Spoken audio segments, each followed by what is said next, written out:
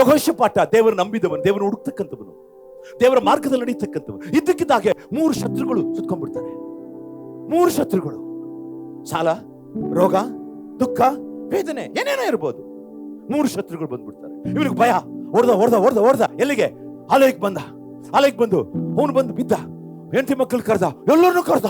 ಬಟ್ರೋ ದೇವರನ್ನ ಆರಾಧನೆ ಮಾಡೋಣ. ಎದೆ ಡಬ ಡಬ ಬಂದು ಬಿದ್ದ. ಸ್ತುತಿ ಮಾಡ್ತಾ ಇದ್ರು, ದೇವರಿಗೆ ಆರಾಧನೆ ಮಾಡ್ತಾ ಇದ್ರು.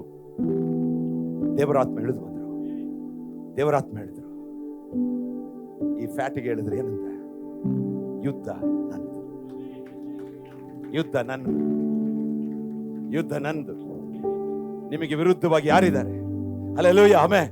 ನಿಮಗೆ ವಿರುದ್ಧವಾಗಿ ನಿನ್ನ ಲೆಕ್ಕಾಚಾರದಲ್ಲಿ ಇದು ಆಗಲ್ಲ, ಇದು ಬರಲ್ಲ, ಇದು ಬಾಗಲ್ಲ, ಇದು ತಿರುಗಲ್ಲ, ಇದು ರಕ್ಷಣೆ ಆಗಲ್ಲ, ಈ ಸಾಲ ಆಗಲ್ಲ, ನಡೆಯಕ್ಕಾಗಲ್ಲ, ಗಡ್ಡೆ ಕರಗಲ್ಲ, ನನ್ ಬೀಣ ಔಟ.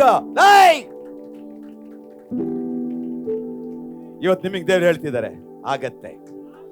ಯುದ್ಧ ನಿಮ್ಮದು ಅಲ್ಲ, ದೇವರದು. ಇಷ್ಟು ದಿನ ನೀವು ಯುದ್ಧ ಮಾಡಿದ್ರಿ.